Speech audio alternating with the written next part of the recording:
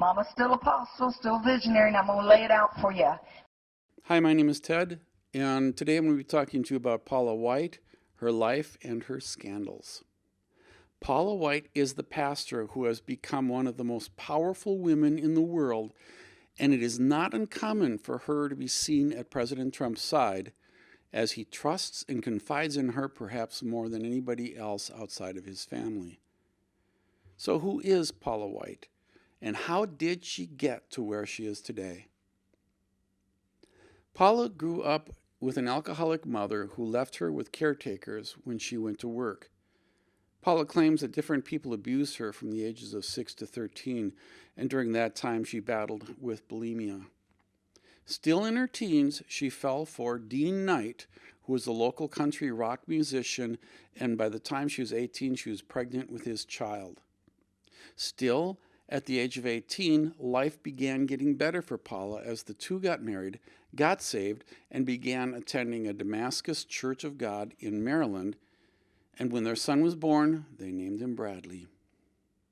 Life could have continued in a very normal world with normal kids in a normal neighborhood, but Paula fell for another man in the church, Randy White. She says that they never had romance until both of them had been fully divorced, but members of the church claim that the spouses of Randy and Paula came to them for counseling because there was an ongoing affair with Randy and Paula.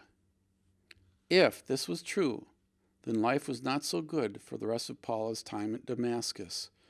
Her marriage crumbled, and people in the church were unhappy with what she was doing.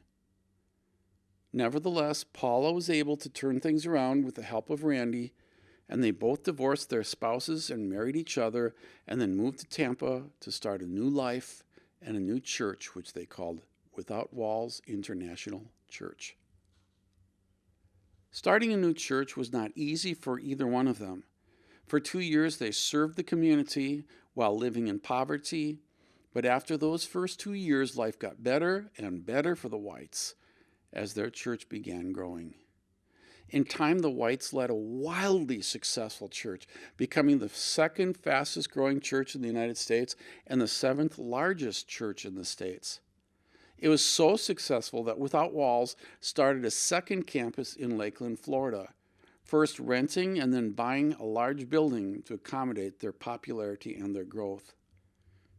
In the wake of all this success, Paula started her own television show, which brought celebrities such as Donald Trump to her doorstep, looking for advice and inviting her into their worlds for Bible studies and prayer. Not only was her show a huge hit, it strangely became the most popular show on an African American network. As their popularity grew, their income did as well. Randy and Paula promised prosperity to their congregation if they gave to their ministry. And like a pyramid scheme where the people on top benefit the most, Randy and Paula experienced the benefits of living on the top. It seemed that God rewarded them with wealth and prosperity, a private jet, multiple homes, a $2 million house in Tampa, and Paula was able to purchase an apartment in the New York Trump Towers worth over $6 million. They bought expensive cars and the finest clothes. Things were looking good for Randy and Paula. But, like King Solomon, who led his nation into a time of great prosperity, trouble was brewing behind the scenes. The problems began to surface at the height of their ministry. Accusations came from one of the associate pastors and one of the accountants working for Without Walls. Like many other Pentecostal churches, Randy and Paula encouraged the congregation to put jewelry into the offering as well as money. And when offerings came in to be counted, one accountant claims that Paula sifted through very carefully and took the best of the jewelry and stuffed them into her desk drawer, never to be seen again. Another pastor quit, accusing the Whites of bullying, using excessive force, of verbal abuse, and asking for and taking money from the congregation that was not properly earmarked for them.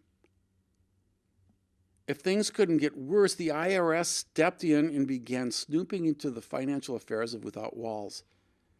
One IRS employee complained not only of the lack of cooperation, but she wrote that she and her sources received threatening phone calls. In the end, the IRS backed off and said they couldn't find anything. At the same time all of this was going on, the church was beginning to face problems with the Christian loan company they were working with. The company worked with them as much as possible, but the debt kept on growing. A small but constant battle ensued between the head of the company and the whites, each blaming the other for different problems.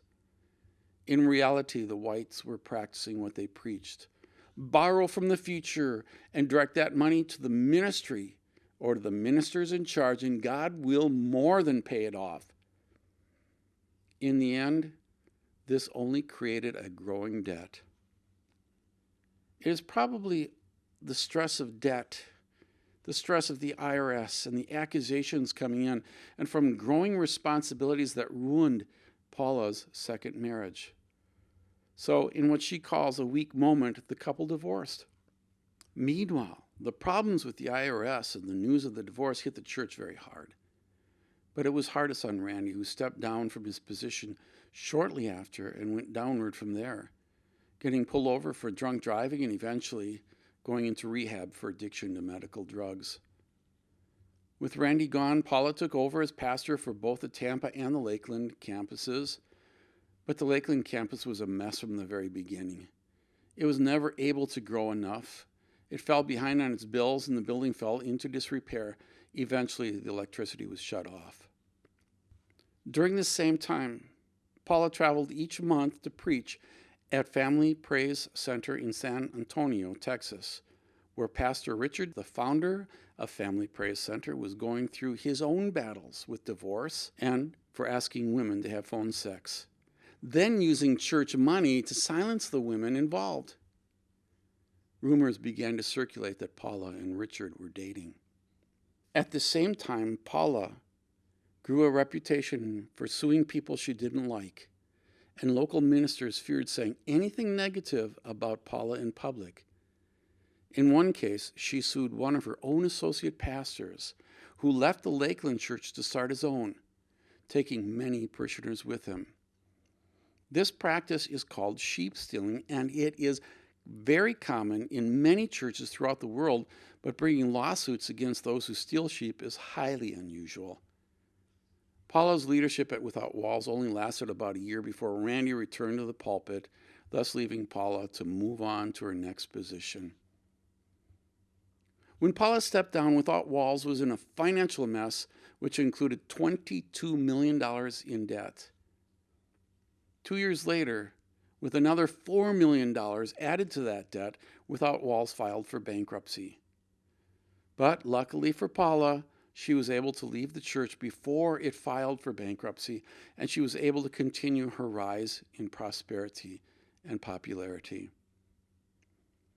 Things must have been hard for Paula at this time as she went through what she called persecution from the IRS, people attacking her spending habits, the second campus closing its doors, local pastors fearing her, and a second divorce. But as luck would have it, the sun began shining again for her.